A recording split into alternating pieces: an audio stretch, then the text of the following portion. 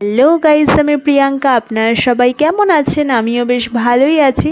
আজকে আপনাদের সাথে শেয়ার করছি সানডে স্পেশাল কচি পাঁঠার ঝোল। তো তার জন্য 1 কেজি মাটন নিয়েছি আর এটাকে এবার ম্যারিনেট করে নেব। ম্যারিনেশনের জন্য দিচ্ছি 4 চামচ আদা বাটা, 3 চামচ রসুন বাটা। আদার তুলনায় রসুনের পরিমাণটা মাটনে কম দিলে ভালো হয়।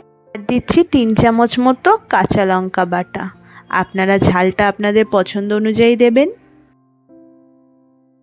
আর দিচ্ছি স্বাদ মতো নুন, পরিমাণ মতো হলুদ গুঁড়ো, 2 চামচ মিট মশলার গুঁড়ো আর 2 চামচ মতো ঝাল লঙ্কার গুঁড়ো। আর এবার ভালো করে মাটনটাকে ম্যারিনেট করে নিতে হবে। মাটনের পাতলা ঝোলে একটু ঝাল ঝাল হলেই বেশি ভালো লাগে। আর হ্যাঁ, অবশ্যই এর মধ্যে দিতে হবে 3টে কুচি করে রাখা পেঁয়াজ। আর পেঁয়াজটা দিয়েও এবার ভালো করে ম্যারিনেট করে নিচ্ছি। ম্যারিনেশনটা যত ভালো হবে মাটনটা খেতে ততই ভালো লাগবে। এইদিকে মাটনটা ম্যারিনেশন হয়ে গেছে, এবার এটাকে ঢাকা দিয়ে রেখে দিচ্ছি। আর এইদিকে গ্যাসে একটা প্রেসার কুকার বসিয়ে তাতে কিছুটা সর্ষের তেল গরম করে নিচ্ছি। আর ফোড়নে দিয়ে দিচ্ছি একটা তেজপাতা, শুকনো লঙ্কা আর গোটা গরম মশলা।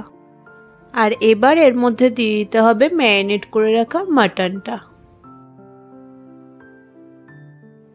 আর এবার এর মধ্যে দিয়ে দিচ্ছি 2টো মাঝারি সাইজের টুকরো করে রাখা টমেটো আর বেশ কিছু টুকরো করে রাখা আলু আর একটা গোটা রসুনটা আমি ধুয়ে নিয়েছিলাম।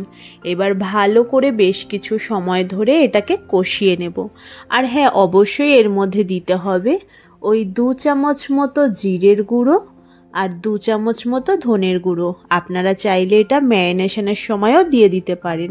আমি ভুলে গিয়েছিলাম তাই এখন দিয়ে দিচ্ছি। আর এবার কিছু সময় নিয়ে এটাকে ভালোভাবে কষিয়ে নিচ্ছি। তো দেখুন কালারটা কিন্তু প্রায় চেঞ্জ হয়ে গেছে। এবার এর মধ্যে দিয়ে দিচ্ছি 3টে কাঁচা লঙ্কার পরিমাণ মতো জল। জলের আন্দাজটা বুঝে দিচ্ছি, তার কারণ কুকারে দেওয়া, তাই এর ঝোলটা শুকোবে না। আর যতটা ঝোল খাবো ততটা পরিমাণে জল দিয়ে নাড়িয়ে চাড়িয়ে ফুটতে দিচ্ছি। আর তারপর কুকারটা আটকে ওই 3 থেকে 4টে সিটি দিয়ে নিলাম, ব্যাস তারপর রেডি কিন্তু। আর এখন একটু ঠান্ডা করিয়ে নিয়ে এটা খুলে ফেলছি। দেখুন তো কালারটা কেমন এসেছে।